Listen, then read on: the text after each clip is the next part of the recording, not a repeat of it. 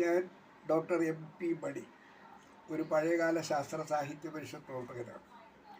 ഇന്ന് പ്രമേഹത്തെക്കുറിച്ചാണ് പറയാൻ ഉദ്ദേശിക്കുന്നത്.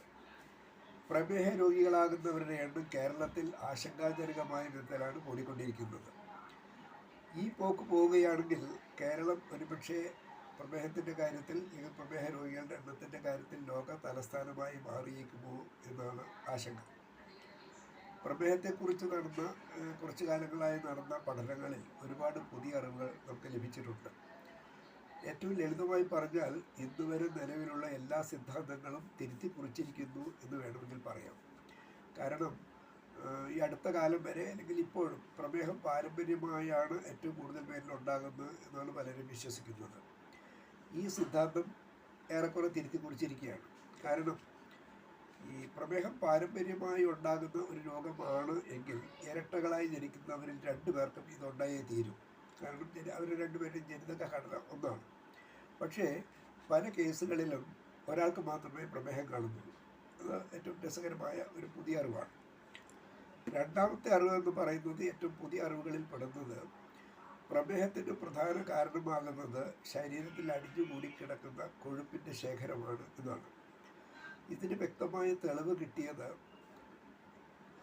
ഈ അധികമായി ശേഖരിച്ച് വെച്ചിട്ടുള്ള കൊഴുപ്പ് എടുത്തു കളയാൻ ശസ്ത്രക്രിയ നടത്തിയ പ്രമേഹ രോഗികളിൽ പഞ്ചസാരയുടെ നില പെട്ടെന്ന് ഉയർന്ന നില താഴുന്നതായി കാണുകയുണ്ടായി.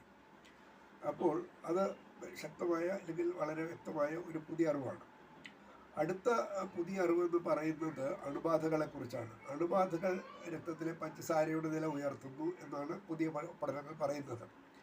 അതിൻ്റെ ഏറ്റവും പ്രബലമായ തെളിവ് എന്ന് പറയുന്നത്, കോവിഡ് പോസിറ്റീവായ ഒരുപാട് പേരിൽ രക്തത്തിലെ പഞ്ചസാരയുടെ നില ഉയരുകയുണ്ടായി. വേറൊന്ന് പറയുന്നത്, ഈ കടുത്ത മാനസിക സംഘർഷം നീണ്ടകാലം അനുഭവിക്കുന്നവരിൽ രക്തത്തിലെ പഞ്ചസാരയുടെ നില ഉയരാൻ കാരണമാകുമെന്നാണ്. അപ്പോൾ ഇത്തരം പുതിയ അറിവുകൾ നിലനിൽക്കെ, അല്ലെങ്കിൽ പഴയ സിദ്ധാന്തങ്ങൾ തിരുത്തി കുറിച്ചുകൊണ്ടിരിക്കുന്ന ഈ കാലഘട്ടത്തിൽ നമ്മൾ രോഗനിർണയത്തിലും ചികിത്സയിലും ഇത് കൂടുതൽ ശ്രദ്ധിക്കേണ്ടിയിരിക്കുന്നു. കാരണം മരുന്നുകളുടെ സ്ഥാനം ഈ പറഞ്ഞ കാര്യങ്ങൾക്കെല്ലാം അവസാനമേ വരുന്നുള്ളൂ. ഈ നമ്മൾ പ്രധാനമായും മരുന്നുകളെ കേന്ദ്രീകരിച്ച് ചികിത്സിക്കേണ്ട ഒരു രോഗമല്ല പ്രമേഹം എന്നാണ് നാം ഇപ്പോൾ തിരിച്ചറിയുന്നത്.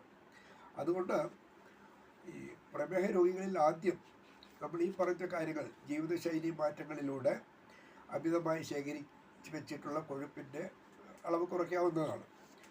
2, കൃത്യമായി വ്യായാമം ചെയ്യണം. ശരീരം അനങ്ങാതെയുള്ള ജീവിതം പ്രമേഹം ഉണ്ടാകാൻ വ്യക്തമായ ഒരു കാരണമാണ്.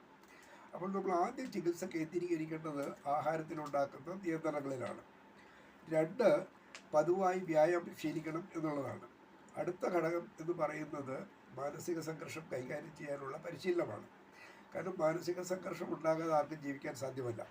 പക്ഷേ അത്തരം സന്ദർഭങ്ങൾ നമ്മൾ എങ്ങനെയാണ് ബുദ്ധിപൂർവ്വം കൈകാര്യം ചെയ്യേണ്ടത് എന്ന് പഠിക്കണം. അത് നമ്മൾ ചികിത്സിക്കുന്ന ഡോക്ടർമാർ പറഞ്ഞു തരുന്നതാണ്. ഇതിനൊക്കെ ശേഷമാണ് പിന്നെ അണുബാധകളാണ്. അണുബാധകളെ എങ്ങനെ കൈകാര്യം ചെയ്യണമെന്ന് പരിശോധനയ്ക്ക് ശേഷം ഡോക്ടർമാർ പറഞ്ഞു തരും. ഇതിനൊക്കെ ശേഷമേ പ്രമേഹത്തിൻ്റെ മരുന്നുകളെക്കുറിച്ച് ചിന്തിക്കേണ്ടതുള്ളൂ. സത്യം പറഞ്ഞാൽ ഏറ്റവും പുതിയ അറിവുകളനുസരിച്ചാണ് പ്രമേഹത്തിൻ്റെ രോഗനിർണയവും ചികിത്സയും കൈകാര്യം ചെയ്യുന്നതെങ്കിൽ പ്രമേഹ രോഗികളിൽ ഇന്ന് ഒരുപാട് പേരിൽ കാണുന്ന സങ്കീർണതകൾ ഭാവിയിൽ ഉണ്ടാകാതിരിക്കും. ചികിത്സാനന്തര ദൂഷ്യഫലങ്ങൾ ഉണ്ടാകുകയില്ല. അവർക്കും മറ്റുള്ളവരെ പോലെ തന്നെ എല്ലാ സുഖ സൗഭാഗ്യങ്ങളും അനുഭവിച്ചുകൊണ്ട് തന്നെ ജീവിക്കാനും കഴിയും.